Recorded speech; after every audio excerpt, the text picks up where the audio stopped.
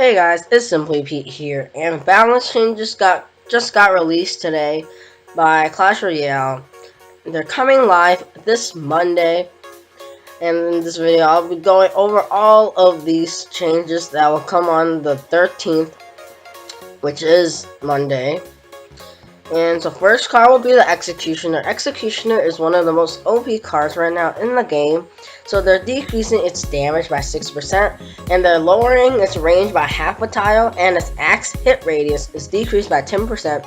So this will basically make the Executioner a lot weaker, and I'm pretty sure the Bowler will be better, even though it can't hit air. So Executioner's power level is clearly too high for a troop that does it all, because it could kill both air and ground units and a splash. However, this is partly due to a few bugs that we're fixing in the next update. So we're taking that into account with these changes. So basically, the fact that the Executioner stuns or resets attacks, and its ability to hit behind it when the axe comes back, those are all bugs, and they can't fix them until the next update, and they can't fix it with a maintenance break, so it has to be in the next update. So right now they're just decreasing its they're just doing all this before the update, just so that they can make it a little balanced before they can fix it. And once they fix it, I'm pretty sure they're gonna increase its damage and all that stuff back.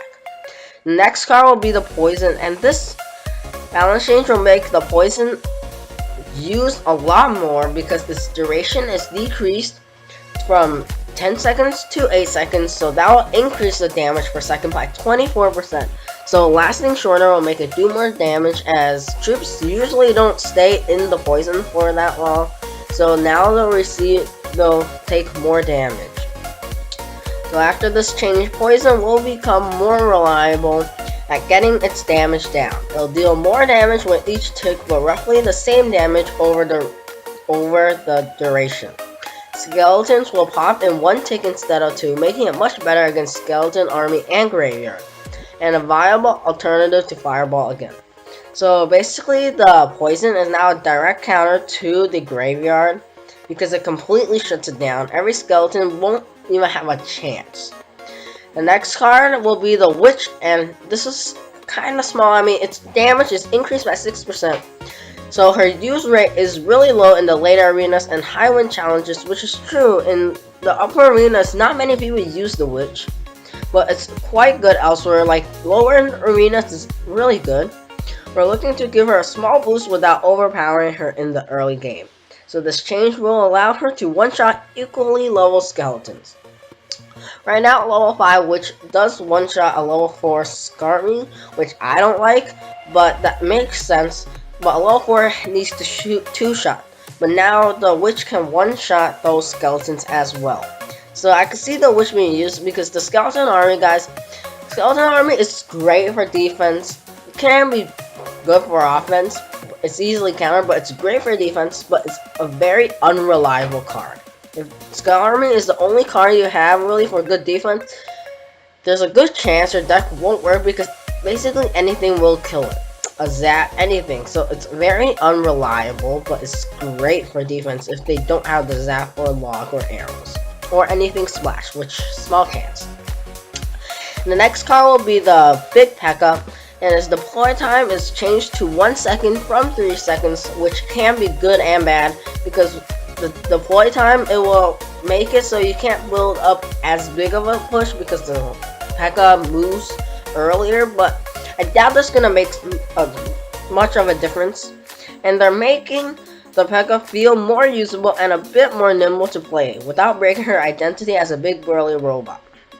So the P.E.K.K.A. right now, only if it's used perfectly will it be able to like completely 3-crown a player, but otherwise it's really easily countered because of its slow attack speed. But it's better for defense. It's like Hog, because if you place the P.E.K.K.A. it takes 3 seconds for the P.E.K.K.A. to attack, and it doesn't one-shot the Hog, so the Hog gets quite a few shots off. But since it only takes 1 second now, the P.E.K.K.A. you drop it, and it's gonna be like the mini P.E.K.K.A. It's gonna be able to take out the Hog pretty quickly. Next car will be the Dark Prince. Its hit points is increased by 5%. The Dark Prince is still a relatively unused car. He's been considered a lower tier car for some time as his stats aren't quite there when compared to other 4 Elixir options. More hit points should allow him to charge around the arena with a bit more success. The Dark Prince dives really easily right now. It has no health. Its hit points is like nothing too. I mean, not the hit points, its shield is like really low. Because no one fireballs the Dark Prince with the shield on anyways. I doubt 5% hit points will do much. I doubt it's gonna increase the use by much. I mean, it definitely will increase its use by a little. P.E.K.K.A Double Prince maybe. Because both the P.E.K.K.A and the Dark Prince are better. So the next card will be the Baby Dragon. Its range is increased to 3.5 tiles from 3 tiles. So now its range is even bigger, locking onto the arena towers even faster and being able to take out minion hordes way more effectively. No one uses the Baby Dragon up arena because of how weak it is. So the Baby Dragon is a fun and iconic card that doesn't see a lot of play. A bit more range should make it more appealing. The Baby Dragon is great down in the lower arenas. Bone Pit, Barbarian Bowl, P.E.K.K.A's Playhouse, maybe even Spell Valley, but other than that, it's not really good because of its low damage. So skeletons, when the game first came out, skeletons were 4, and for 1 Elixir, you did have 4, but then it got used in almost every single deck, so they changed it to 3 skeletons. But now, since the Ice Spirit joined the arena, the 1 Elixir slot has become more competitive, so we're bringing back the 4th skeletons. This change, also known as plus 33% more calcium, will give skeletons a lot more value as a distraction tool. Ledoot returns. Don't know what Ledoot is. It's probably the 4th skeleton's name. That's what I'm guessing. But, so they're increasing it back to 4. Some people still use it in Hog Cycle decks, but it's not very seen anymore. I remember there was a meta about a month ago that was a hog deck with the skeletons in them, and a lot of people use them, but they're not really used right now. I don't really see much people because, I mean, 1 Elixir, sure, it's only 1 Elixir, but 3 skeletons don't really do much. So making it back to 4 might be able to bring its use back up. And last but not least is the skeleton army, and skeleton count is decreased to 15 from 16. When they buffed the skeleton army to make it level a lot higher, they decreased the skeleton count from 20 to 16. And since this army is used a lot right now, it's decreased by 1 more skeleton. It's not gonna do much damage. Apparently it's a critical change to maintain the delicate balance of skeletal equilibrium within the arena. But skeleton army, it's a great card.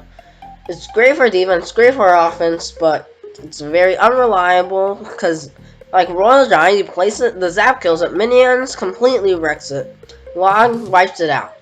So it's an unreliable card that has a lot of potential. But now they're decreasing skeletons by 1, which sometimes you just have 1 skeleton left for maybe like a zap or something, they missed 1 skeleton. But so that's gonna be that's basically it. That's all the balance changes. Not sure if there's any smaller balance changes. I doubt there's any smaller balance changes. Tell me what you guys think of these balance changes in the comments below. And I just realized they changed 8 cards this time, and wow. So basically they changed 7 epics. They didn't even bother touching the rares, and they only have 1 common skeletons. But everything else they had were epics. Now one thing I want to note is, I don't know why they're not bothering to change anything about the legendaries, especially like the Sparky or the Inferno Tower, because the Sparky is really not used right now.